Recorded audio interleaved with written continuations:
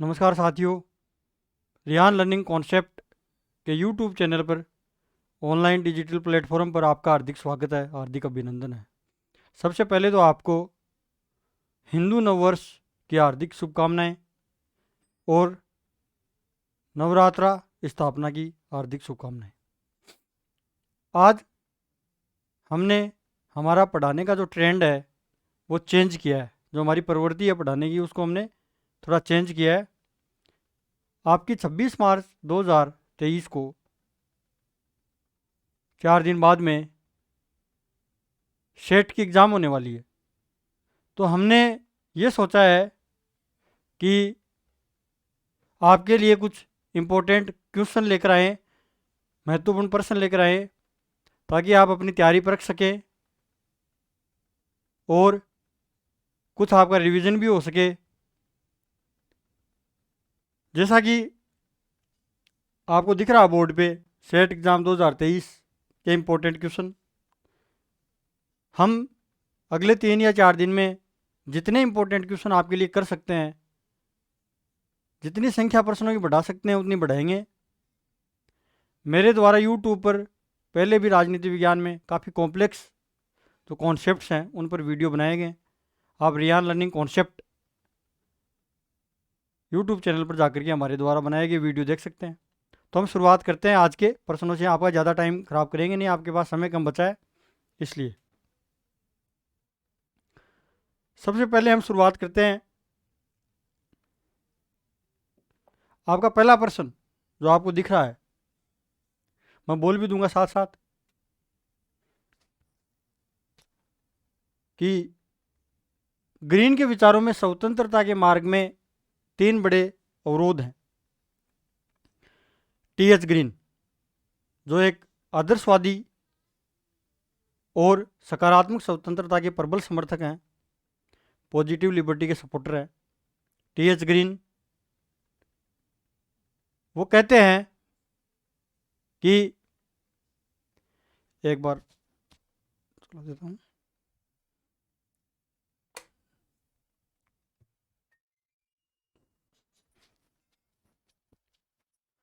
TH green, Thomas हिल green आदर्शवादी thinker हैं जो कि कहते हैं कि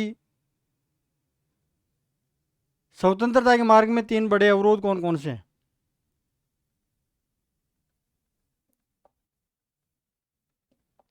धर्म, अज्ञानता, गरीबी नहीं।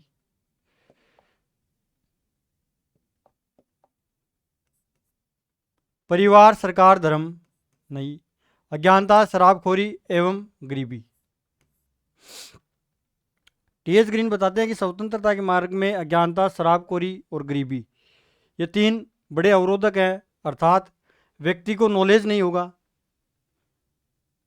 तो वो अपनी स्वतंत्रता का उपभोग नहीं कर सकता। व्यक्ति शराबखोरी है, शराब पीता है, तो भी वो अपनी स्वतंत्रता का उपभोग नहीं कर सकेगा। व्यक्ति अगर गरीब है तो वो अपनी भूख को शांत करने में या अपने आजीविका चलाने में व्यस्त रहता है, उसको ये नहीं पता होता कि स्वतंत्रता क्या है। तो इसका आंसर होगा अज्ञानता, शराबखोरी एवं गरीबी। जो पहला प्रश्न आपके सामने, मैंने वो प्रश्न चूज किए हैं जो प्रश्न आपके परीक्षा के लिए महत्वपूर्ण बनते हैं। चाहे आप सेट की तैयारी कर रहे हो, चाहे आप नेट की तैयारी कर रहे हो, चाहे आप फर्स्ट ग्रेड की तैयारी कर रहे हो, ऑब्जेक्टिव टाइप के क्वेश्चन है। दूसरा प्रश्न है जेएस मिल के अनुसार स्वतंत्रता का महत्व किस तथ्य में निहित है। जॉन स्टुअर्ट मिल, जेएस मिल, इन्होंने एक बहुत प्रसिद्ध किताब लिखी है स्वतंत्रता पर, ऑन लिबर्टी, 1859 में। जेएस मिल एक्चुअली में नेगेटिव लिबर्टी के समर्थक हैं, नकारात्मक स्वतंत्रता के। लेकिन आधुनिक उदारवाद या मॉडर्न लिबरलिज्म या पॉजिटिव लिबर्टी की शुरुआत करने में भी इनका हाथ है। आप मेरा वीडियो देख सकते हो, मैंने वीडियो बनाया है क्लासिक लिबरलिज्म और मॉडर्न लिबरलिज्म पर, परंपरागत उदारवाद और आधुनिक उदारवाद पर। उस वीडियो में आप अपनी जो लिबर्टी के ऊपर जो कंसेप्ट है उसको बिल्ड कर सकते हो। स्वार्थ सिद्धि नहीं, व्यक्तित्व का विकास, समाज का उत्थान नहीं, उत्तरदायी व्यक्ति की सहज आस्था में अभिव्यक्ति नहीं। इसका आंसर होगा व्यक्तित्व का विकास।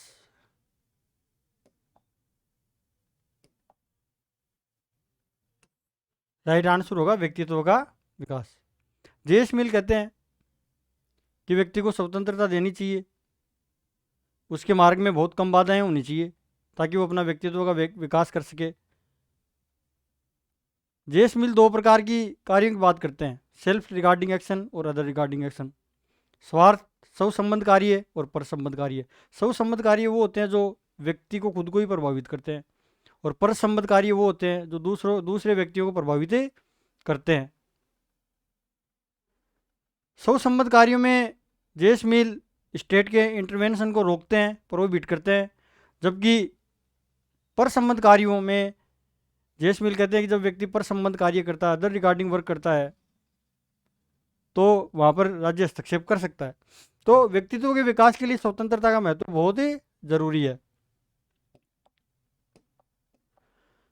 न्याय, जस्टिस, उदारवाद, लिबरलिज्म, समानता, इक्वेलिटी की नवीन अवधारणा किस राजनीति शास्त्री ने प्रेषित की है? अर्थात कौन से पॉलिटिकल साइंटिस्ट ने इन तीनों अवधारणाओं को मिलाया है? कहने का मतलब यह है कि ऐसा थिंकर कौन है जो न्याय के साथ साथ स्वतंत्रता और समानता को मिलाने की बात करता है? वो थिंकर हैं जॉन रोल्स। बहुत ही इंपॉर्टेंट थिंकर है John Rawls. John Rawls. John Rawls को कौन सी कैटेगरी में हम शामिल करते हैं? उदार समतावादी। उदार समतावादी। जॉन रोल्स लिबर्टी के साथ साथ, स्वतंत्रता के साथ साथ इक्वलिटी को भी मिलाने का प्रयास करते हैं, समानता को भी अपने सिद्धांतों में केंद्रीय स्थान देने की बात करते हैं। मैंने एक वीडियो बनाया है रोनाल्ड ओरकिन पर, उनकी इक्वलिटी ऑफ रिसोर्सेज पर। लिबरल इगालिटारियन थिंकर हैं वो, उदार समतावादी विचारक हैं। तो मैंने वहाँ पर वीडियो डाला है, वहाँ पर आप जॉन रोल्स के साथ साथ आप डोरकिन को भी समझ सकते हो। जॉन रोल्स पर भी मेरे द्वारा उनकी थ्योरी ऑफ जस्टिस पर एक वीडियो बनाया गया है, न्याय के सिद्धांत पर, वो वीडियो देख सकते हो आप। तो जॉन रोल्स वो थिंकर हैं जो न्याय, उदारवाद, समानता तीनों की बात करते हैं। जस्टिस के साथ साथ नकारात्मक उदारवाद भी है। शुरुआत में जो है जॉन रोल्स उदारवाद के साथ साथ मतलब न्याय की, समानता की, स्वतंत्रता की बात करते हैं। खोखली स्वतंत्रता के सिद्धांत का प्रतिपादक कौन था? एक विद्वान हुए बार्कर। बार्कर ने जेम्स मिल को खोखली स्वतंत्रता का प्रतिपादक भी कहा है। बार्कर ने एक परिभाषा भी दी है कि न्याय क्या है। स्वतंत्रता, समानता और बंधुत्व को जोड़ने वाली कड़ी का नाम न्याय है। बार्कर ने क्या कहा है? जेम्स मिल को खोखली स्वतंत्रता के सिद्धांत का प्रतिपादक कहा है। इसको एक अलग वीडियो में हम समझेंगे कि क्यों कहा है। खोखली स्वतंत्रता मतलब उनकी स्वतंत्रता संबंधी विचार बहुत कमजोर हैं। यदि स्वतंत्रता एक कानून में संघर्ष नहीं होता तो स्वतंत्रता स्वयं से संघर्ष करने लगती है। ये कोटेशन किसका है? आप अपनी तैयारी भी परख सकते हो साथ साथ में कि आप लोगों ने अभी तक कितनी तैयारी की है, कितने क्वेश्चंस का आप आंसर दे पा रहे हो। आप मेरे चैनल को सब्सक्राइब जरूर कर लेना। खूब सारे मेरे वीडियो बनाए गए हैं, वहाँ पर आप जाकर के वीडियो प्लेलिस्ट से देख करके पॉलिटिक्स साइंस की काफ़ी कंसेप्ट पर मैंने प्रकाश डाला है, तो वो देख सकते हो। यदि स्वतंत्रता एवं कानून में संघर्ष नहीं होता तो स्वतंत्रता स्वयं से संघर्ष कर लेती है। कहने का मतलब है ये विचार भी किसका है? ये विचार बार्कर का है। किसका है? बार्कर का।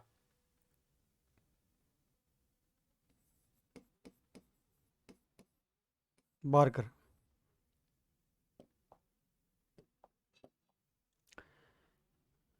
एक्चुअली में क्या है कि कानून बना करके हम स्वतंत्रता के ऊपर प्रतिबंध लगाते हैं, इसको समझो आप।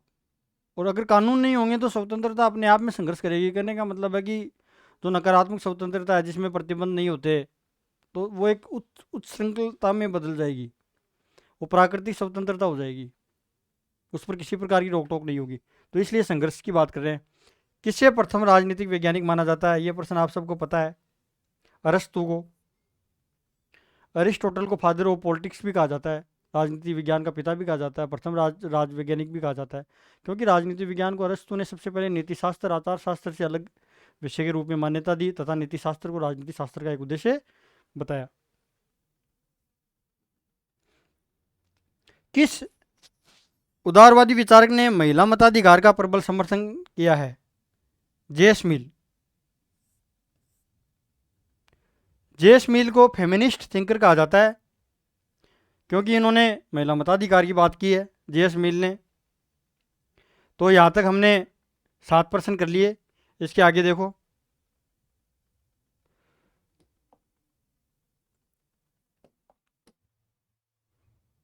कुछ प्रश्न आपके लिए मैंने नए भी बनाए हैं जो आपके परीक्षा की दृष्टि से इम्पोर्टेंट हैं।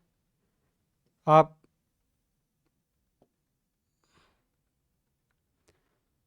ध्यान दोगे तो आपके समझ में आएंगे। कुछ मेरे वीडियो बनाए गए हैं, वो वीडियो आप देखोगे तो आपको ये जितने भी मैंने कुछ क्वेश्चन बनाए हैं जो आपके लिए नए हैं, उन क्वेश्चन का आंसर आपको वहाँ मिलेगा। किसने कहा कि राजनीति मूल्यों का प्राधिकृत विधान है जो किसी समाज में बाध्यकारी होते हैं? ये बहुत ही इंपॉर्टेंट है ये कथन। ये परीक्षा में, बहुत सारी परीक्षाओं में आता रहता है, नेट हो चाहे सेट हो चाहे फर्स्ट ग्रेड हो। ये डेविड डिस्टन का कथन है। डेविड डिस्टन, जिन्होंने पॉलिटिकल सिस्टम नामक एक किताब लिखी है, उन्होंने कहा कि राजनीति क्या है? राजनीति मूल्यों का प्राधिकृत विधान है जो किसी समाज में बाध्यकारी होते हैं। कहने का मतलब है राजनीति सरल शब्दों में निर्णय लेने की कला है। अधिकारियों के द्वारा निर्णय लिए जाते हैं और वो निर्णय क्या होते हैं? बाध्यकारी होते हैं। कौन कहता है कि राजनीति प्रभाव और प्रभावशाली का अध्ययन है? Herald Lasswell. कौन कहता है? Herald Lasswell.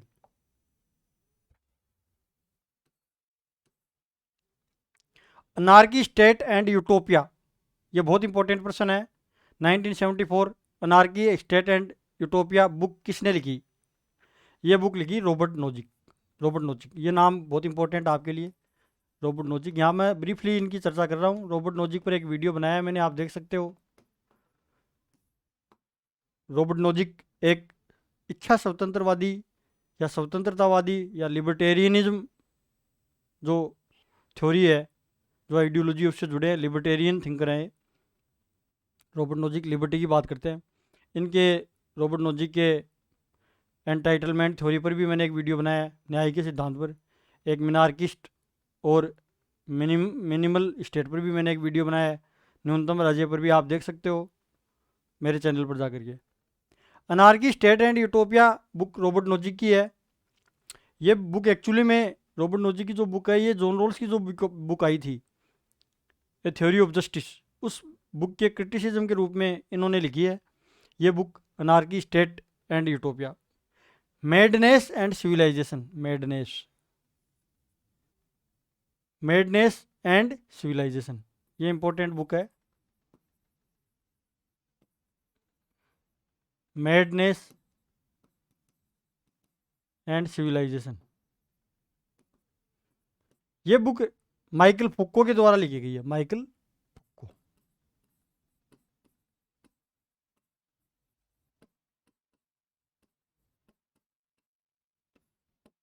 माइकल फुको उत्तर आधुनिकतावादी विचारक हैं। इन्होंने पोस्ट मॉडर्निज्म संबंधित विचार दिए। इनकी ये बुक है। इनके शक्ति, पावर इज एवरीवेयर, इन्होंने कहा कि पावर, शक्ति सब जगह है, माइकल फुको। इसको एक अलग वीडियो में हम समझेंगे कि शक्ति सब जगह कैसे है। तो ये किताब बहुत इंपॉर्टेंट है माइकल फुको की, आप याद रखना। डिकंस्ट्रक्शन, विखंडनवाद फ्रेज निम्न में से कौन जुड़ा हुआ है? ये जो वीडियोज हैं एक्चुअली में विखंडनवाद, डिकंस्ट्रक्शन, ये वीडियो डाला है मैंने एक पोस्ट मॉडर्निज्म आइडियोलॉजी पर, उत्तर आधुनिकतावादी आइडियोलॉजी पर। तो आप वीडियो प्ले लिस्ट में जाकर के वो आइडियोलॉजी वहाँ पर देखें तो आपको वहाँ पर ये समझ में आएगा कि डिकंस्ट्रक्शन क्या है। मैं बता देता हूँ, विखंडनवाद।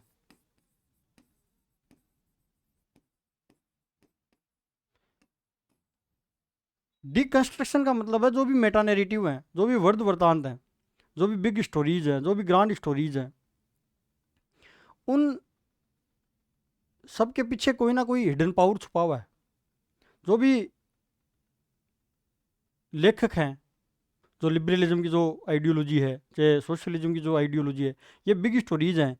ये एक्चुअली में क्या है कि कुछ हिडन पावर इनके पीछे छुपा हुआ है, उसको बाहर निकालना, अनकवर करना उस हिडन पावर को क्या कहलाता है?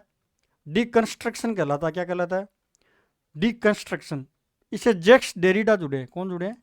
जैक्स डेरिडा भी एक पोस्ट मॉडर्न थिंकर हैं, उत्तर आधुनिकतावादी विचारक हैं। आप पोस्ट मॉडर्निज्म की मेरी जो आइडियोलॉजी है उस वीडियो को देखिए, और डिकंस्ट्रक्शन या विखंडनवाद की जो जो आइडिया है, जो कॉन्सेप्ट है, उसको क्लियर करें वहाँ से। एंटी फाउंडेशनलिज्म शब्दावली निम्न में से किस अवधारणा से जुड़ी है? ये उत्तर आधुनिकतावाद से जुड़ा है। एंटी फाउंडेशनलिज्म, इसका मतलब है कि पूरी दुनिया में एक सत्य नहीं है, सत्य के विभिन्न रूप हैं, असंख्य सत्य हैं। There is no universal truth but a billions of truth. कहने का मतलब है कि एक सत्य नहीं है, सत्य के बहुत भिन्न भिन्न रूप हैं। तो वहाँ पर आप जाइए वीडियो लिस्ट में, वहाँ पर चेक करिए इसको। तो उत्तर आधुनिकतावाद से जुड़ा है। Founder of the new institutionalism के संस्थावाद के संस्थापक कौन है? नव संस्थावाद। ये समझिए आप, बहुत शानदार प्रश्न है आपकी एग्जाम की दृष्टि से, बहुत इंपॉर्टेंट प्रश्न है। जेम्स जी मार्च और जॉन पी ओल्सन, अर्थात मार्च और ओल्सन, ये नाम याद रखिए आप, मार्च और ओल्सन, मार्च और ओल्सन।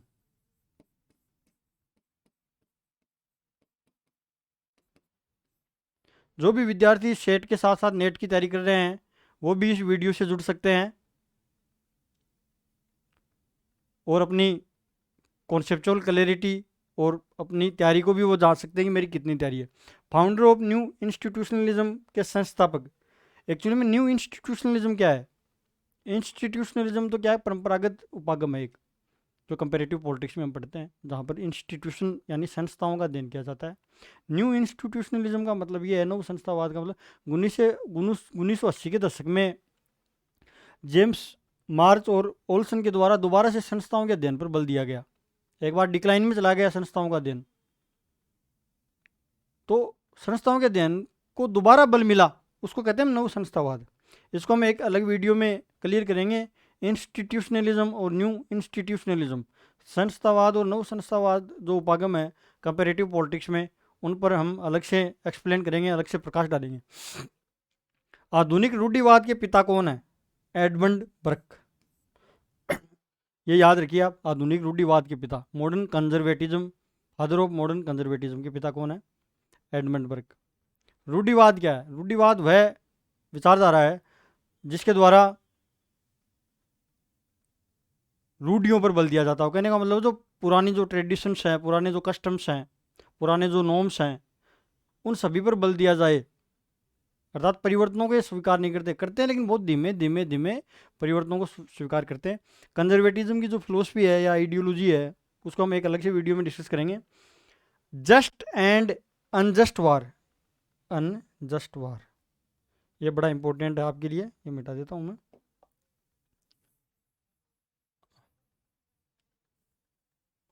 जस्ट एंड अनजस्ट वार, समझिए इसको। जस्ट एंड अनजस्ट वार, इस पर पूरा ही वीडियो बनाएंगे हम एक, 1977। ये किताब किसके द्वारा लिखी गई है? ये माइकल वल्जर के द्वारा ये किताब लिखी है, माइकल वल्जर। इसके ऊपर माइकल वल्जर या माइकल वाल्जर, माइकल वाल्जर एक किताब लिखते हैं, just and unjust war, 1977। Just war न्यायोचित युद्ध, वो युद्ध होता है जो नियमों के अनुकूल लड़ा जाता हो, और अनजस्ट वार का मतलब है ऐसा युद्ध जो नियमों के अनुकूल नहीं लड़ा जाता हो।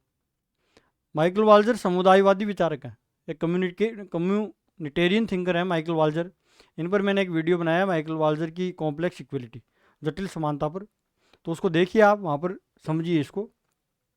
तो जस्ट एंड अनजस्ट वार, ये जो बुक है ये माइकल वाल्जर की है। किसकी है? माइकल वाल्जर की।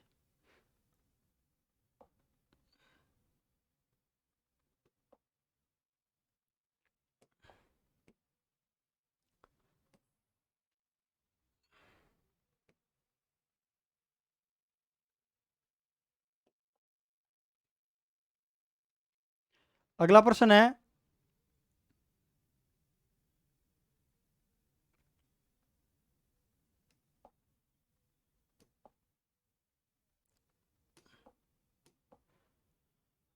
अगला प्रश्न देखिए, स्पेयर ऑफ जस्टिस 1973 बुक के लेखक कौन है? ये जो बुक है ये माइकल वल्जर से रिलेटेड है। स्पेयर ऑफ जस्टिस, न्याय का बहुलवादी क्षेत्र। स्पेयर ऑफ जस्टिस ये एग्जाम की दृष्टि से बहुत इंपॉर्टेंट है। स्पेयर ऑफ जस्टिस, ये कुछ क्वेश्चन सेलेक्ट किए हैं मैंने आपके लिए। 1973 ये बुक माइकल वल्जर की है। माइकल वाल्जर अपनी जो जस्टिस की थ्योरी है माइकल वल्जर, और कॉम्प्लेक्स इक्वलिटी की जो कॉन्सेप्ट है, ये जटिल समानता की जो उदाहरण है माइकल वल्जर अपनी इसी बुक में देते हैं, इसी किताब में देते हैं, स्पेयर ऑफ जस्टिस में। थॉमस एक्विनास के द्वारा द फिलोसफर की संख्या किसको दी गई है? 18 का प्रश्न बहुत जोरदार है, बहुत ही इंपॉर्टेंट प्रश्न आपके लिए, नया होगा। थॉमस एक्विनास के द्वारा द फिलोसफर की संख्या दी गई है अरस्तु को, अरिस्टोटल को, राजनीति विज्ञान के पिता है जो अरस्तु, उनको दी गई है। थॉमस एक्विनास द दार्शनिक की संख्या दी गई है। किसकी संख्या दी गई है? दार्शनिक की।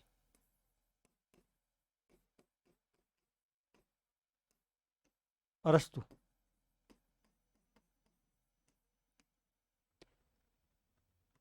एक वीडियो बनाया मैंने अरिस्टोटल के ऊपर, उनकी जो अरिस्टोटल की जो लाइफ इंट्रोडक्शन है उसके ऊपर, और अरिस्टोटल की जो, अरस्तु की जो मॉरल फिलोसफी है, उनका नैतिक दर्शन है, उनका जो पॉलिटिकल फिलोसफी है, उनकी राजनीतिक दर्शन है, और चार कारणों का सिद्धांत, इन सब पर मैंने एक वीडियो बनाया है। तो आप जाकर के वहाँ पर देखो, तो आपको अरस्तु का दर्शन समझ में आएगा, और कुछ क्वेश्चन का आंसर आप दे पाओगे। The first teacher,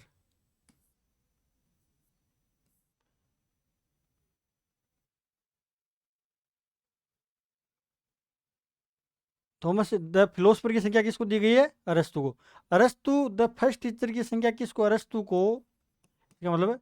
the first teacher की संख्या, प्रथम अध्यापक, विश्व का प्रथम अध्यापक की संख्या अरस्तु को दी गई है। ये जो संज्ञा है द फर्स्ट टीचर की, ये कुछ अरब दार्शनिक थे, उन्होंने दी है। तो इसका आंसर मेरे वीडियो में मिलेगा आपको, वीडियो देखिए, वहां पर आपको इसका आंसर मिलेगा। ये बहुत इंपॉर्टेंट प्रश्न है, तो आप इनको ध्यान में रखिए। अरस्तु ने विद्याओं या ज्ञान को कितने भागों में बांटा है? 3 भागों में।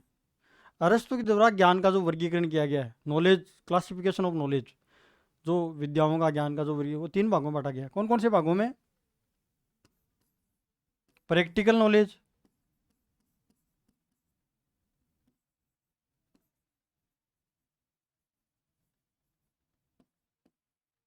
दूसरा थ्योरेटिकल नॉलेज,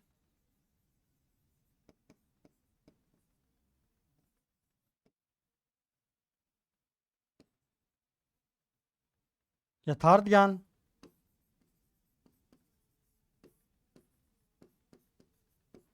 एक थ्योरेटिकल नॉलेज, सिद्धांतिक ज्ञान, एक सृजनात्मक ज्ञान, प्रोडक्टिव नॉलेज, सृजनात्मक। कहने का मतलब है अरस्तु के द्वारा नॉलेज को 3 भागों में बांटा गया, थ्योरेटिकल नॉलेज, प्रैक्टिकल नॉलेज और प्रोडक्टिव नॉलेज। मतलब प्रैक्टिकल नॉलेज में पॉलिटिक्स और एथिक्स को शामिल करते हैं अरस्तु, तो ये ध्यान में रखिए आप। इसके बाद में देखिए आप, अरस्तु के टेलियोलॉजिकल व्यू के अनुसार प्रत्येक वस्तु का होता है एक उद्देश्य। मैं बता देता हूँ, टेलियोलॉजिकल व्यू का मतलब है उद्देश्यात्मक दर्शन या हेतुवादी दर्शन। प्रत्येक वस्तु का, इस ब्रह्मांड में जितनी भी प्रत्येक वस्तुएं हैं, जितनी भी वस्तुएं उन सभी का कोई ना कोई उद्देश्य होता है, निश्चित उद्देश्य होता है और उसको प्राप्त करने में लगी रहती हैं। तो इसमें अरस्तु के टेलियोलॉजिकल पद्धति के अनुसार प्रत्येक वस्तु का होता उद्देश्य, संगठन नहीं होता, प्रारंभ नहीं होता, अंत नहीं होता। देखो ये प्रश्न बड़ा कॉम्प्लिकेटेड है, अगर ध्यान नहीं दोगे तो ये प्रश्न गलत हो सकता है आपका। आगे तो थ्योरी ऑफ फोर कॉजेज का सिद्धांत निम्न में से किस विचारक से जुड़ा है? ये नया प्रश्न है, ये आता रहता है एग्जाम में, तो बहुत इंपॉर्टेंट प्रश्न है। चार कारणों का सिद्धांत अरस्तु से जुड़ा हुआ है। अरस्तु ने किसी भी वस्तु के होने के चार कारण बताए: फॉर्मल कोज, फाइनल कोज, एफिशिएंट कोज, मटेरियल कोज। तो चार कारणों के सिद्धांत पर मेरे द्वारा एक वीडियो बनाया गया है, वो आप देख सकते हैं। अरस्तु के चिंतन के अनुसार व्यक्ति का परम लक्ष्य क्या है? ये बहुत इंपॉर्टेंट प्रश्न है। अरस्तु की पूरी फिलोसफी इसी एक प्रश्न पर टिकी हुई है, इसी एक स्टेटमेंट पर टिकी हुई है। मानव का जो परम लक्ष्य है वो खुशी की प्राप्ति करना है। Happiness is the ultimate goal of human being. खुशी, हैप्पीनेस, ये शब्द पकड़ना आपको। हैप्पीनेस, सदजीवन, खुशी। धन की प्राप्ति नहीं बताते हैं, यश की प्राप्ति नहीं बताते हैं, हैप्पीनेस की प्राप्ति, यूडाइमोनिया। अरस्तु कहते हैं कि यूडाइमोनिया यानी कि हैप्पीनेस, यानी कि सदजीवन मनुष्य का परम लक्ष्य है। थ्योरी ऑफ फॉर्म सिद्धांत का संबंध किस विचारक से है? किससे है? प्लेटो से। तो आपको अगर ये वीडियो पसंद आ रहा है, ये क्वेश्चन आपको अगर इम्पोर्टेंट लग रहे हैं, तो आप इस वीडियो को ज़्यादा से ज़्यादा शेयर कीजिए ताकि ज़्यादा से ज़्यादा विद्यार्थियों को इसका फ़ायदा मिले। ऐसे ही मैं कंटिन्यूस आपको प्रैक्टिस कराऊंगा राजनीति विज्ञान के महत्वपूर्ण प्रश्नों पर। आप लगातार मेरे से जुड़े रहें। थ्योरी ऑफ फॉर्म्स का जो सिद्धांत है वो किस विचारक से जुड़ा है? प्लेटो से। प्लेटो ने एक प्रत्यय का सिद्धांत दिया, थ्योरी ऑफ फॉर्म्स। और प्लेटो का अगर थ्योरी ऑफ फॉर्म्स आपके समझ में नहीं आता है तो पूरी पूरी की पूरी फिलोसफी प्लेटो की आपके समझ में नहीं आएगी। दो विश्व की बात करते हैं वो, विजिबल वर्ल्ड, इनविजिबल वर्ल्ड। तो थ्योरी ऑफ फॉर्म्स पर भी मैंने यूट्यूब पर एक वीडियो डाला है, तो देख सकते हो आप जाकर के। द क्लाउड्स किताब की रचना किसने की? The clouds. ये जो किताब है, एक्चुअली में क्या, सुकरात के बारे में कोई विवरण नहीं मिलता हमें, कोई डायरेक्ट विवरण नहीं मिलता, कोई फर्स्ट हैंड अकाउंट हमें नहीं मिलता, सेकंड हैंड अकाउंट मिलता हमें। अर्थात उनके जो एडमायरर्स थे, उनके स्टूडेंट्स थे सुकरात के, तो प्रशंसक थे, उन्होंने कुछ किताबें लिखी हैं। अरिस्टोफेन, जिनोफेन जैसे, प्लेटो ने जैसे किताबें लिखी हैं, तो सुकरात का विवरण हमें वही मिलता है। तो एक विद्वान हुए हैं अरिस्टोफेन, उनके शिष्य हैं अरिस्टोफेन। अरिस्टोफेन के द्वारा ये बुक लिखी गई है, the Clouds. Apology of Socrates Memorabilia, book का संबंध किससे है? मेमोरेबेलिया है, मेमोरेबेलिया।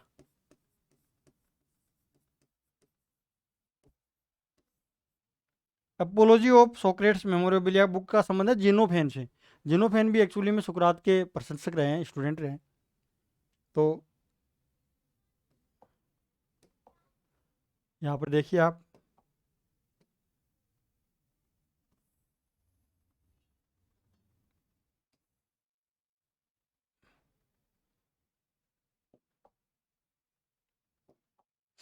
अगला प्रश्न, इसमें आंसर आ जाएगा जिनोफोन।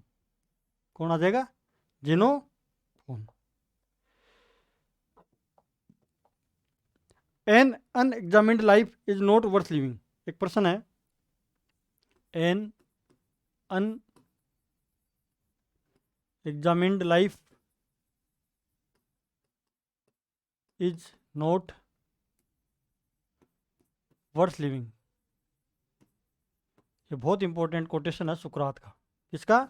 सुकरात का, सोक्रेटिस। सुकरात का बहुत ही इंपॉर्टेंट कथन है, an unexamined life is not worth living. अर्थात एक बिना दाता परखा जीवन जीने योग्य नहीं है। इसका मेरे इसके पूरे कोटेशन पर ही मैंने एक वीडियो बनाया है, तो आप देख सकते हो वहाँ पर जाकर के। The mirror of the Prince, ये प्रश्न आपके लिए बिल्कुल नया है, इसको समझिए आप। The mirror of the Prince category से संबंधित विचारक है। ये तो प्रिंस जो बुक लिखी है वो मैकियावेली ने लिखी है। द प्रिंस जो बुक है 1513 में मैकियावेली ने लिखी है, बहुत महत्वपूर्ण बुक है। ये समझ में तो आ रहा है इसका उत्तर, लेकिन the mirror of the Prince क्या है ये समझिए आप। ये प्रश्न घुमाकर भी आपसे पूछ सकते हैं।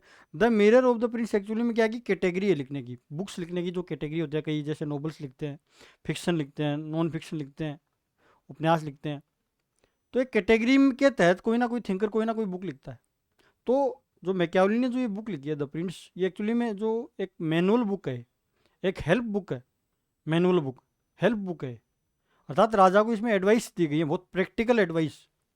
मैकियावेली ने जो द प्रिंस जो बुक लिखी है, 90 पेज की किताब है, बहुत इंपॉर्टेंट है, जो एक राजा को मजबूत, सर्वशक्तिशाली यानी पावरफुल और स्ट्रॉन्ग बनाने के लिए लिखी गई है। तो ये जो कैटेगरी है जो बुक्स की, ये है the mirror of the Prince. Machiavelli से पहले भी एक्विनास ने the mirror of the Prince इसी कैटेगरी में बुक लिखी है। तो ये समझिए आप, ये प्रश्न बहुत इंपॉर्टेंट हो सकता है, घुमाकर पूछ सकते हैं। मैकियावेली इसका आंसर है। न्याय एक प्रकार का बर्तन है जिसके अनेक पेंदे हैं, ये कथन किसका है? ये भी आपके लिए नया हो सकता है ये प्रश्न। ये अर्नोल्ड ब्रेक्ट का है, याद करना पड़ेगा। एक्चुअली मैं आपको समझा मैं देता हूँ। अर्नोल्ड अर्नोल्ड ब्रेक्ट कहते हैं कि न्याय एक प्रकार का पेंदा है जिसके कई छेद है।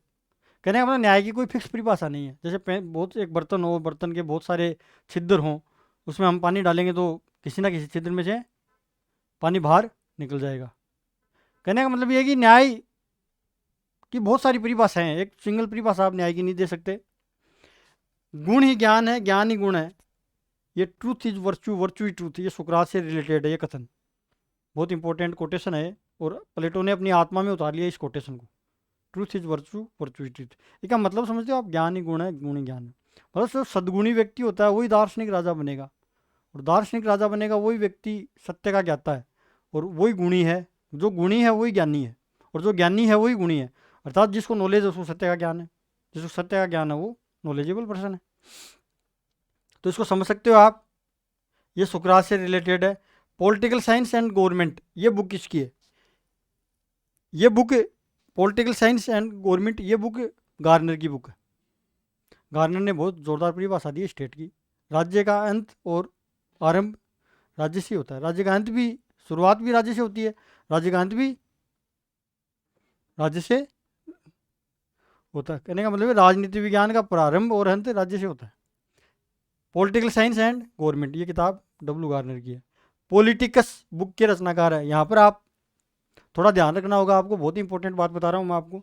एक तो बुक है पॉलिटिक्स, कौन सी बुक है? ध्यान रखिए आप, पॉलिटिक्स। ये पॉलिटिक्स बुक है, ये अरस्तु से रिलेटेड है।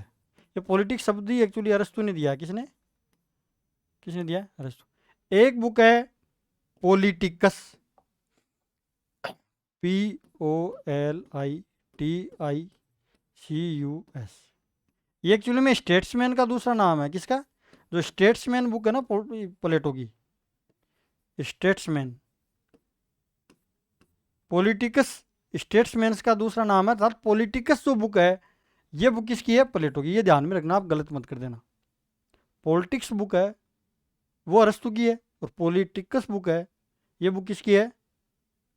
ये प्लेटो की बुक है। Politics who gets what when how, ये बुक बहुत प्रसिद्ध बुक है लास्टवेल की। हेराल्ड लास्टवेल की जो बुक है बहुत प्रसिद्ध बुक है, politics who gets what when how. A grammar of politics and an introduction to politics, रचनाएं किसकी हैं? आपको पता है ये बहुत इंपॉर्टेंट प्रश्न है, बहुत सारे एग्जाम्स में आता रहता है। ए ग्रामर ऑफ पॉलिटिक्स तो हेराल्ड लास्की की बुक है, अपने लोस्की, लंदन विश्वविद्यालय में राजनीति विज्ञान विभाग के अध्यक्ष थे। लोस्की की बुक है a grammar of politics an introduction to the politics. ये रचनाएं किसकी हैं? Harold Joseph Laski. अब आपको कुछ इंपॉर्टेंट बातें बता देता हूं मैं।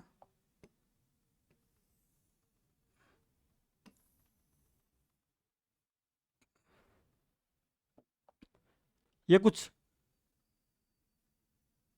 बातें बता देता हूँ इंपॉर्टेंट, आपको ध्यान में रखना आप। हाँ, एक और है साइंस ऑफ पॉलिटिक्स, ये बुक किसकी है? Science of politics. एक बुक है ये साइंस ऑफ पॉलिटिक्स नहीं है, ये साइंस ऑफ स्टेट है। ये पॉलिटिक्स गलती से छप गया, साइंस ऑफ स्टेट में लिख देता हूँ, science of state.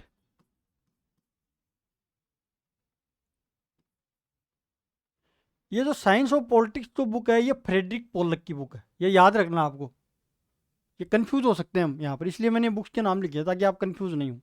Science of book politics, ये बुक तो है किसकी? फ्रेडरिक पोलक की। Science of politics Frederick Pollock की बुक है, या ध्यान में रखिए आप। पॉलिटिकल साइंस, ये इंपॉर्टेंट है, पॉलिटिकल साइंस, ये जो बुक है ये आरजी गेटल की है। किसकी है? आरजी गेटल की बुक है।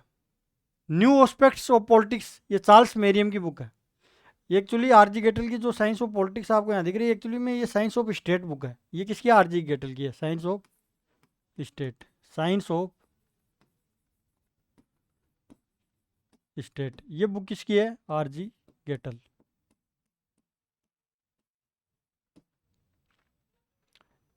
न्यू एस्पेक्ट्स ऑफ पॉलिटिक्स, ये आपको पता ही है, 1925 में लिखी थी चार्ल्स मेरियम ने।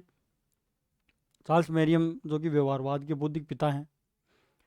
पॉलिटिकल सिस्टम, ये डेविड ईस्टन की बुक है, ये 1953 में लिखी गई थी। Political system,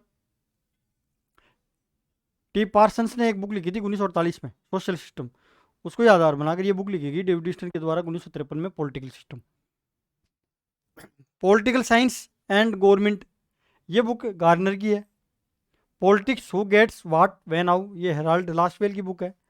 N introduction to the politics, a grammar of politics, ये पीछे रिपीट हो गया, ये हेराल्ड लोस्की की बुक है, याद रखिए आप। पॉलिटिकस, ये बुक अरिस्टोटल की है। किसकी है? अरिस्टोटल की, अरस्तु की। अरस्तु को एक्चुअली में स्टेग्राइट भी कहते हैं, क्योंकि स्टेगिरा का रहने वाला था। उनका मेरे द्वारा जो वीडियो बनाया गया है उसमें मैंने इनका जीवन परिचय बताया आपको। पॉलिटिकस, ये बुक स्टेट्समैन बुक का दूसरा नाम है। इनकी एक बुक, इनकी कई बुक है प्लेटो की, जो हम अलग से वीडियो में डिस्कस करेंगे। लॉज, पॉलिटिकस बुक है, ये बुक है, ये बुक आपके प्लेटो की है। पॉलिटिक्स बुक है वो अरस्तु की है। तो हमने आपके एग्ज़ाम की दृष्टि से जो इम्पोर्टेंट प्रश्न है उनको आपसे डिस्कस किया है। मैं कंटिन्यूस आपके लिए इम्पोर्टेंट प्रश्न लेकर आऊँगा। आप हमारे चैनल को सब्सक्राइब ज़रूर करें अगर ये पसंद आया तो आपको, और उसको शेयर करें। Thank you so much.